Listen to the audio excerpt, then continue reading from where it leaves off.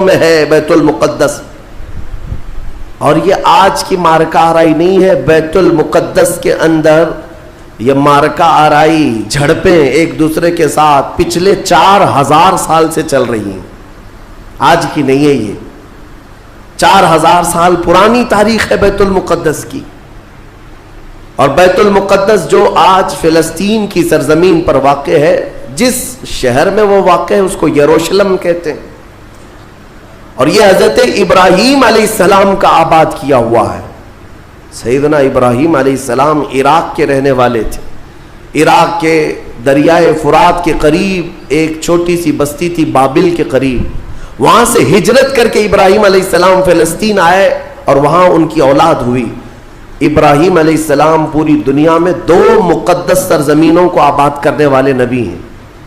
حضرت ابراہیم علیہ السلام سے ایک بیٹے پیدا ہوئے اسحاق علیہ السلام.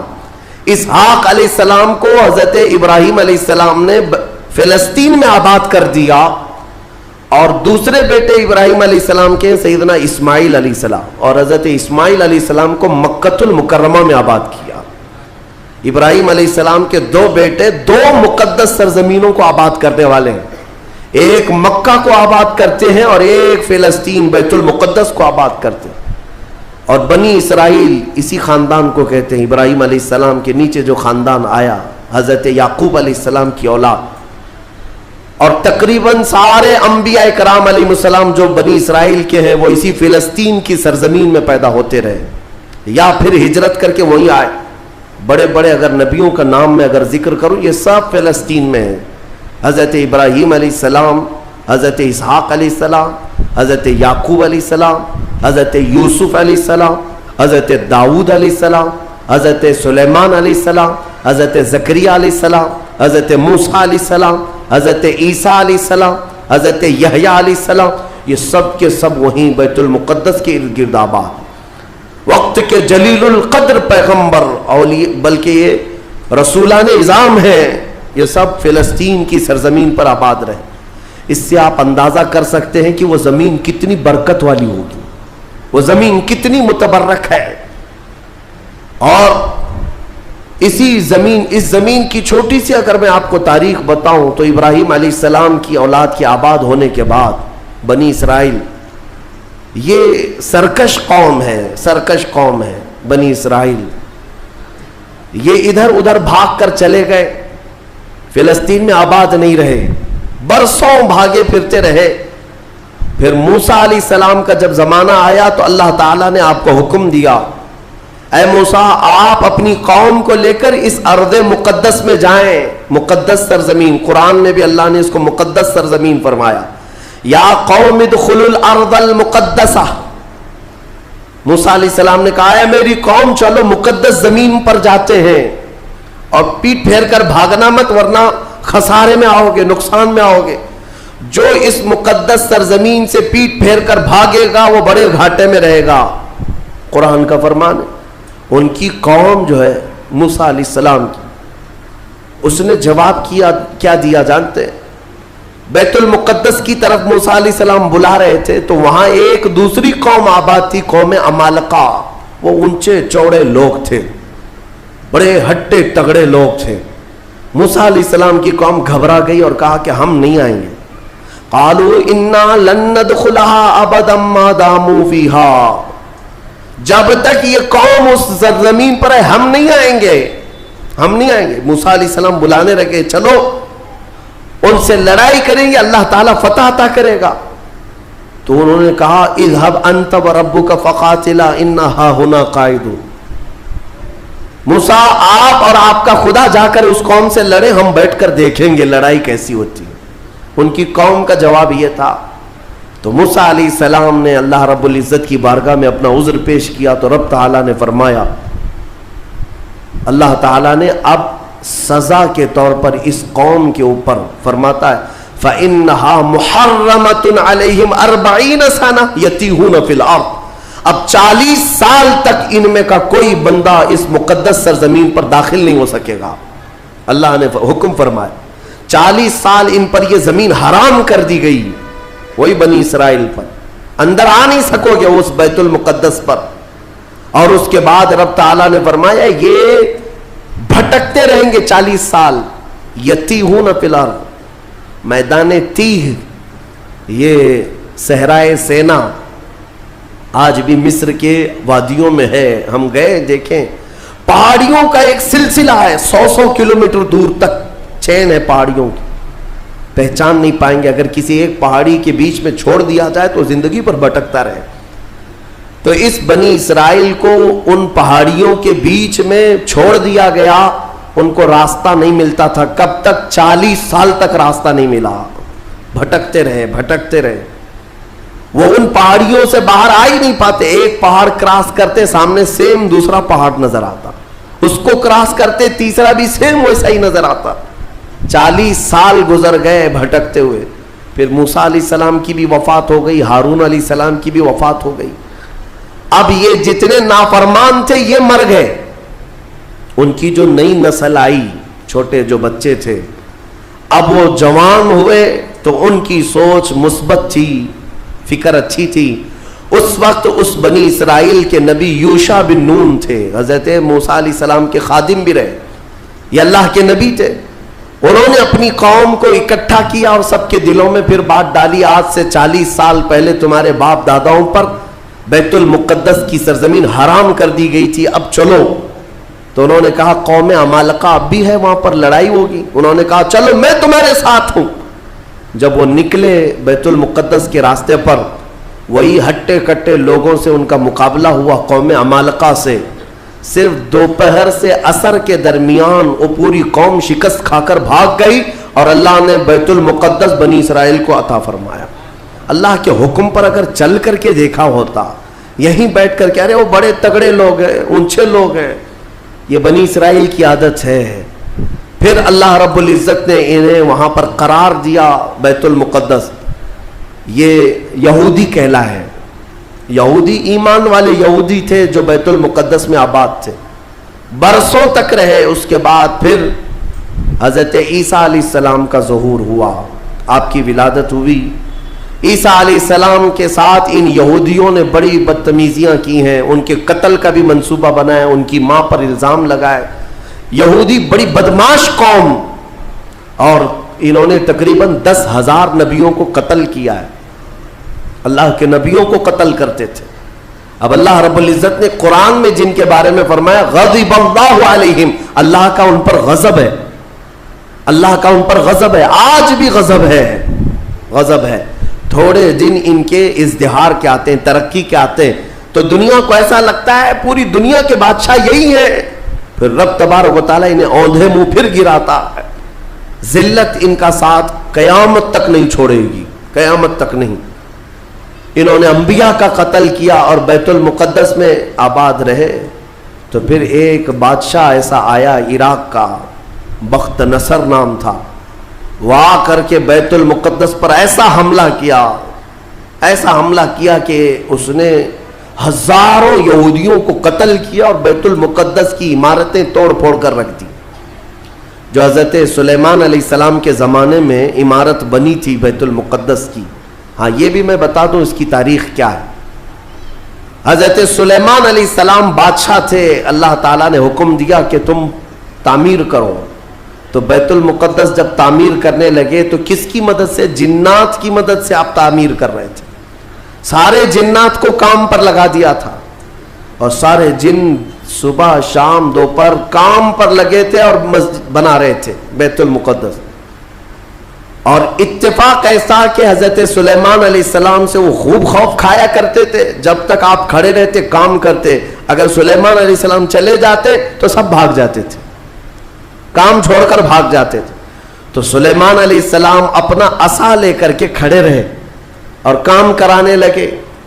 اب اتفاق ایسا ہوا کہ سلیمان علیہ السلام دن میں بھی نہیں جا رہے، رات میں بھی نہیں جا رہے، کھڑے ہی کھڑے ہیں اور دن رات ان کا کام چالو ہے. لیکن ہوا یہ تھا کہ سلیمان علیہ السلام کی وفات ہو چکی تھی. کھڑے کھڑے آپ کا انتقال ہوا ہے حضرت سلیمان علیہ السلام کا، اور اپنے عصا کے سہارے کھڑے رہ گئے انتقال کے بعد بھی. یہ صرف اور صرف نبوت کی شان ہے، یہ صرف نبیوں کی شان ہے. قرآن میں ہے، اللہ تعالیٰ نے فرمایا فلما تبینت الجن کا جو دن ہے وہ رمضان المبارک کے آخری جمعہ کو. میرے عزیزوں، آج مجھے بیت المقدس کے سلسلے میں آپ کو کچھ بیداری لانے کی ضرورت ہے. آپ یہ اگر سمجھتے ہو کہ ان سے ہمارا کیا تعلق ہے، وہ فلسطین کی بستی میں ہے، ہم یہاں ہندوستان میں ہیں. پوری دنیا کے مسلمانوں کا تعلق بیت المقدس سے ہے حدیث رسول کے مطابق. اور آپ کو وہاں کے حالات یوں سمجھ لیں کہ ایسی ہے کہ وہاں بخار چڑھے گا تو پوری کائنات کے مومنین میں بخار آنا ہے. وہاں کے حالات جو بھی تبدیل ہوں گے اس کا اثر پوری دنیا کے مومنین پر ہونا ہے. ہمارا رشتہ وہاں سے مضبوطی کے ساتھ جڑا ہے. وہ انبیاء کی سرزمین ہے. حضور پاک صلی اللہ تعالی علیہ وسلم کی کئی حدیثیں فلسطین اور بیت المقدس کو لے کر کے جو قیامت کے قریب ہونے والی ہیں وہ بشارتیں بھی ہیں. میں تھوڑی سی تاریخ آپ کے سامنے رکھوں میرے عزیزو. آج وہ بیت المقدس جو مومنین کا قبلہ اول رہا، 17 مہینے تک میرے آقا صلی اللہ علیہ وسلم خود بیت المقدس کی طرف منہ کر کے نماز پڑھتے رہے. پھر مدینہ طیبہ میں بیت المقدس کی بجائے قبلہ تحویل ہو گیا خانہ کعبہ کی طرف. اس بیت المقدس میں روایات کے مطابق 30,000 کے قریب انبیاء اکرام علیہ السلام آرام فرما ہے. 30,000 کے قریب انبیاء اکرام وہاں پر دفن ہیں. اور قرآن جس کے بارے میں کہتا ہے الذی بارکنا حولہ، سبحان الذی اسری بعبدہ لیلا من المسجد الحرام الی المسجد الاقصی الذی بارکنا حولہ. پاک ہے وہ ذات جس نے اپنے بندے خاص کو، اپنے نبی کو سفر کرایا معراج کا، مسجد حرم سے مسجد اقصی تک. مسجد اقصی کا ذکر آیا ہے 15ویں پارے کے شروع میں. اور مسجد اقصی تک سفر کرایا. کون سی مسجد؟ اللہ فرماتا الذی بارکنا حولہ، جس کے ارد گرد ہم نے برکتیں رکھی ہیں. جس کے ارد گرد برکتیں رکھی ہیں. آپ یہ سوچ رہے ہیں کہ بیت المقدس کو جاننا کیوں ضروری ہے؟ یہی سوال حضور پاک صلی اللہ تعالی علیہ وسلم کی زوجہ مطہرہ، ہم مومنوں کی ماں سیدہ میمونہ رضی اللہ تعالی عنہا نے عرض کیا تھا افتنا یا نبی اللہ عن بیت المقدس. یا رسول اللہ صلی اللہ تعالی علیہ وسلم فی بیت المقدس، بیت المقدس کے بارے میں آپ ہمیں کچھ ارشاد فرمائیں. وہ کیا ہے، ہمارے لیے کتنی اہمیت کا حامل ہے بیت المقدس؟ نبی پاک صلی اللہ تعالی علیہ وسلم نے فرمایا انہو ارض المحشر والمنشر، وہ زمین تمام لوگوں کے حشر کی جگہ ہے. محشر قائم ہونے کی جگہ فرمایا میرے آقا نے. سب کے جمع ہونے کا سب سے آخری جس زمین پر سارے لوگ جمع کیے جائیں گے وہ بیت المقدس کی زمین ہوگی. حضرت میمونہ نے پوچھا یا رسول اللہ صلی اللہ تعالی علیہ وسلم اس کے متعلق کوئی فضیلت؟ فرماتے ہیں میرے آقا صلی اللہ علیہ وسلم من احل بحجت او بعمرت من المسجد الاقصی الى المسجد الحرم غفر اللہ له ما تقدم من ذنبه او وجبت له الجنہ او کما قال رسول اللہ صلی اللہ علیہ وسلم. میرے آقا فرماتے ہیں جس نے مسجد اقصی بیت المقدس سے عمرے کا یا حج کا احرام باندھا اور مسجد اقصی سے مسجد حرم تک آیا، عمرہ کیا یا حج کیا، جو کچھ بھی پچھلے زندگی میں کیا تھا اللہ سب معاف فرمائے گا.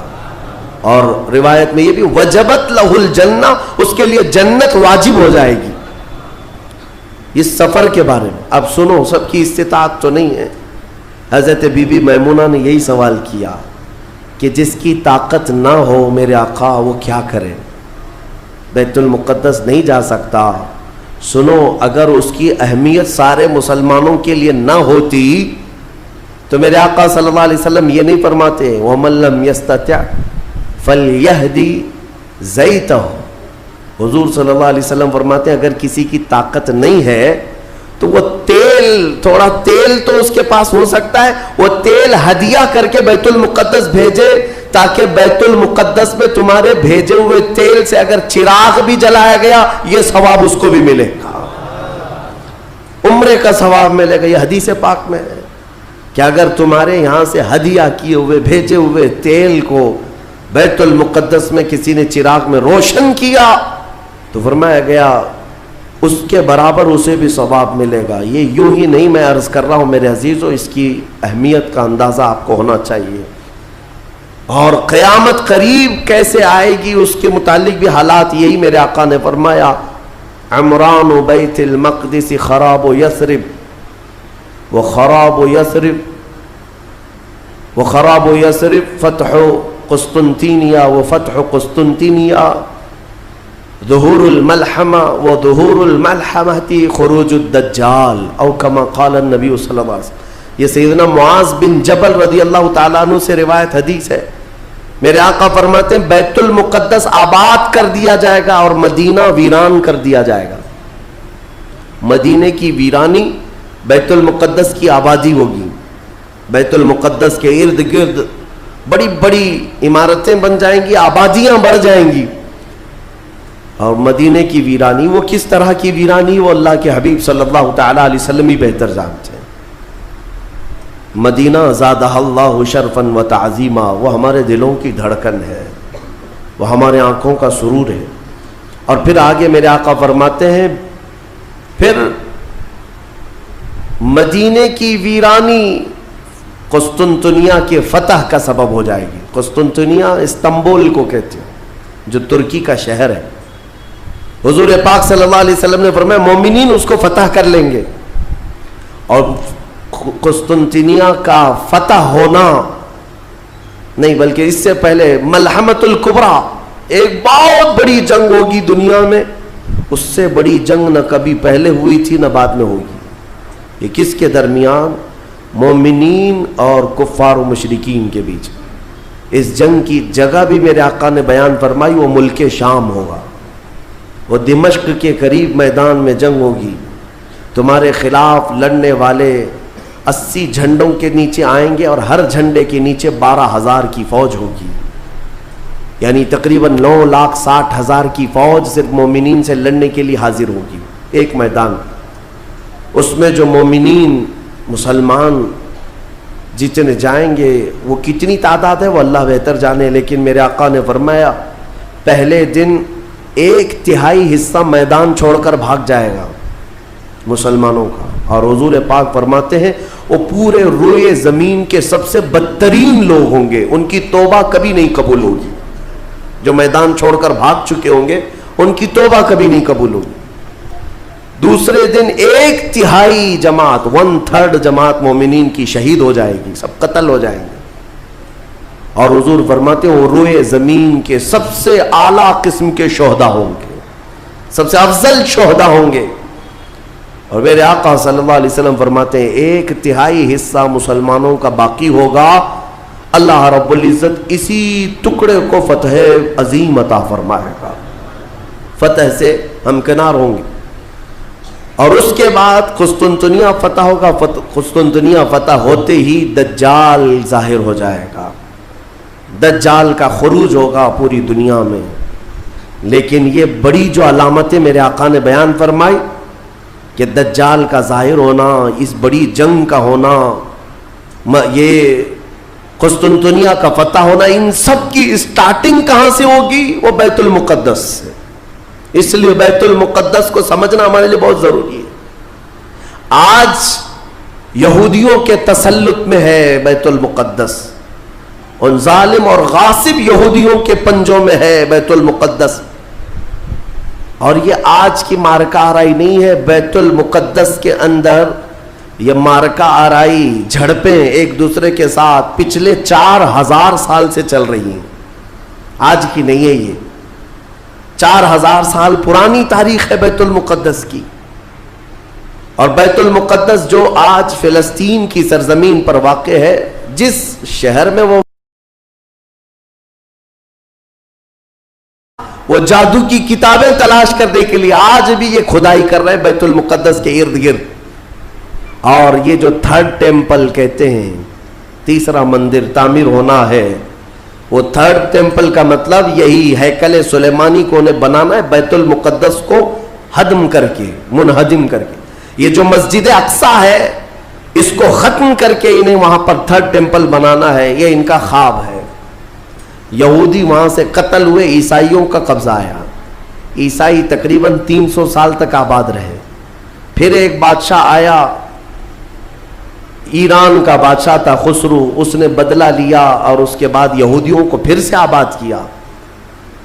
پھر اس کے بعد ٹائٹس نام کا ایک عیسائی بادشاہ آیا, اس نے پھر دوبارہ بیت المقدس پہ حملہ کیا. اس نے قریب 1 لاکھ کے قریب یہودیوں کو پھر قتل کیا. یہ قتل کون کر رہا ہے؟ عیسائی یہودی, عیسائی یہودی, اور دہشت گرد کوئی اور ہے. ہاں پہلے زمانے کے دہشت گرد ہیں یہ, پرانے دہشت گرد.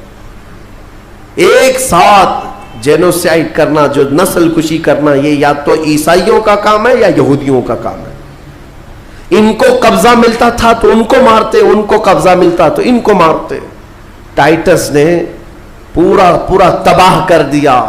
پھر بیت المقدس میں اس نے غلاظت ڈال دی, کچرے ڈال دیے. بہت کچھ برباد کرنے کے بعد یہودی وہاں سے نکل گئے.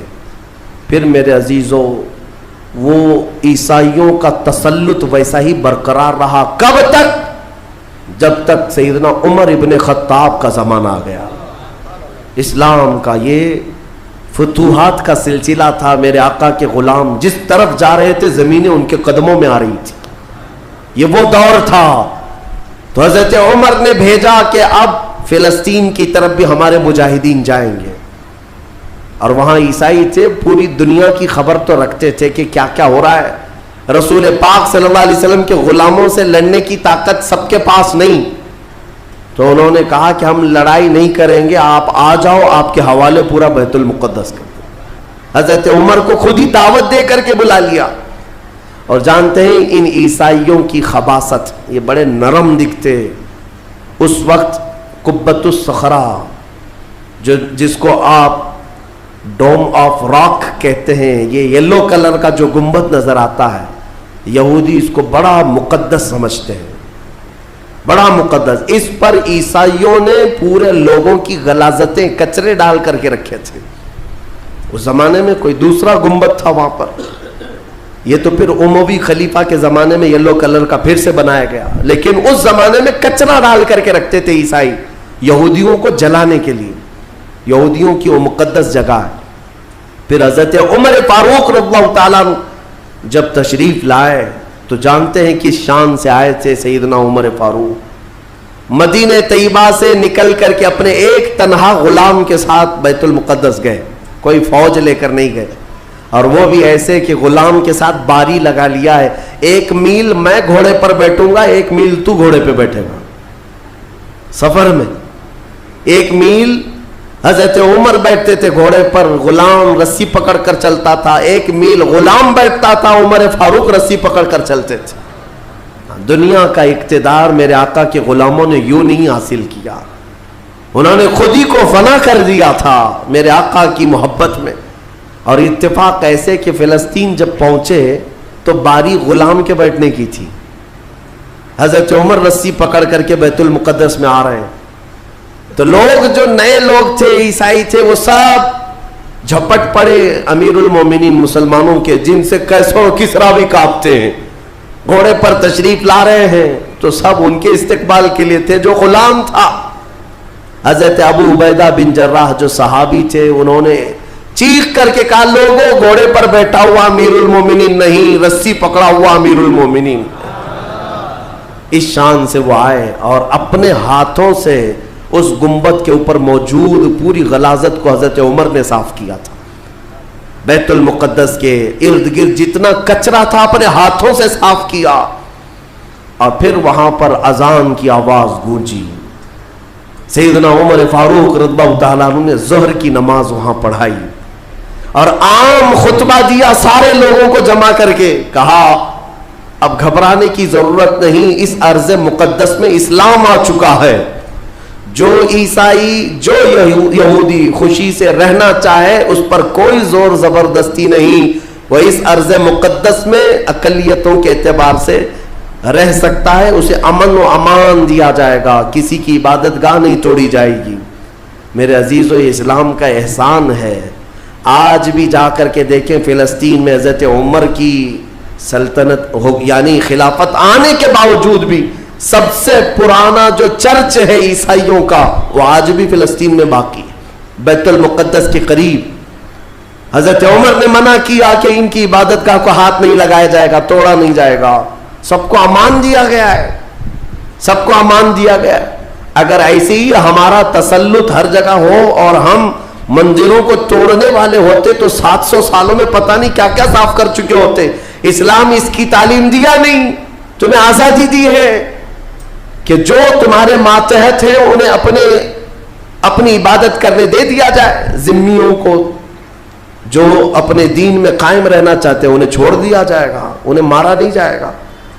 حضرت عمر فاروق رضی اللہ تعالیٰ عنہ کے زمانے سے لے کر بیت المقدس مکمل اسلام کے دائرے میں رہا، یہ تقریباً 200 سال تک چلا، تقریباً 200 سال تک۔ پھر خلفاء جو آئے، فاطمی خلفاء، عباسی خلفاء، سلجوقی خلفاء، جو خلیفے تھے آپس میں ہی لڑ مر رہے تھے دولت کے لیے، پیسے کے لیے، علاقے کے لیے، ان کی آپسی لڑائیوں کی وجہ سے دوبارہ کمزوری آئی مسلمانوں کے درمیان، اور پھر سے صلیبی طاقتیں عیسائیوں کا پھر سے غلبہ ہو گیا، پھر سے بیت المقدس کو انہوں نے ہڑپ لیا۔ پھر 100 سال تک بیت المقدس پر ان کا راج چلتا رہا، 100 سال تک۔ پھر انہوں نے یہودیوں کو مارا اور بیت المقدس میں جتنے مسلمان تھے سب کو عیسائیوں نے قتل کیا تھا۔ مسلمانوں کے خون کو فلسطین میں ایسا بہایا گیا تھا کہ لوگ چلتے تھے تو ہر ایک کا پیر خون سے بھیگ جاتا تھا، سڑکوں پر خون بہتا تھا انسانوں کا۔ عیسائیوں نے یہ قتل عام کیا تھا۔ 200 سال حضرت عمر فاروق رضی اللہ تعالیٰ عنہ کے فتح کے بعد، پھر 100 سال ظلم، جبر، استبداد کے بعد، پھر وہ وقت آیا کہ جب مولا تعالیٰ نے صلاح الدین ایوبی کو پیدا فرمایا، اور صلاح الدین جیسا جرنیل ہم نے تاریخ میں دیکھا نہیں۔ وہ عاشق رسول تھا، فنا فی الرسول تھا، زندگی سب وقف کر دیا تھا بیت المقدس کے نام پر۔ تقریباً 18 سال تک جنگلوں، بیابانوں، ویرانوں میں بھٹکتے رہے اپنی فوج کو لے کر، کتنوں سے مقابلہ کیا، اپنوں سے بھی غیروں سے بھی، کیونکہ جماعت کے غدار منافقین سے آپ کا بڑا مقابلہ ہوا ہے۔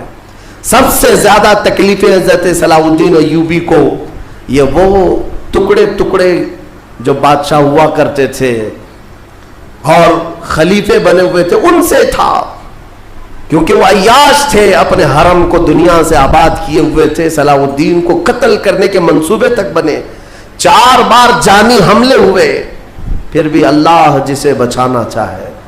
صلاح الدین کا وہ دن بھی آ گیا جب 12,000 کی فوج لے کر 4 لاکھ صلیبیوں سے تنہا لڑ رہا تھا۔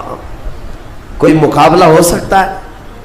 سوچو ذرا تاریخ میں، یہ میں اپنی لکھی ہوئی بات نہیں کر رہا ہوں، ایک انگریز تاریخ دان ہے، اس نے خود کتاب میں لکھا ہے کہ تاریخ کا ایک عجوبہ ہم نے دیکھا ہے کہ 4 لاکھ صلیبی عیسائی ایک جگہ تھے، پورا روم، یورپ سب مرایا ہے، اور مقابل میں صرف اور صرف ایک سپہ سالار صلاح الدین 12,000 کا فوج لے کر آیا، 12,000۔ وجہ یہ ہے میرے عزیزوں، 4 لاکھ وہ لائے ہوں گے کھانے پینے والے، لوٹنے کھسوٹنے والے، لیکن صلاح الدین کے ساتھ جو 12,000 تھے وہ جان کا ہدیہ گنبد خضرا میں پیش کرنے والے تھے، ان عاشقوں کی جماعت تھی، اور اللہ تعالیٰ نے صلاح الدین ایوبی کو فتح عطا فرمائی، پھر سے پرچم اسلام لہرایا۔ میرے عزیزوں، یہ تاریخ تھی 6 صدی ہجری کی، اب یہ 15ویں صدی آ گئی ہے۔ 6 صدی ہجری سے لے کر بیت المقدس اذانوں سے گونجتا رہا، نمازوں سے آباد رہا، مومنین کا وہاں پر جمع غفیر رہا، لاکھوں کی تعداد میں لوگوں کا آنا جانا چلتا رہا، بلکہ بڑے بڑے جید علماء صالحین وہاں پر آباد ہوئے۔ امام غزالی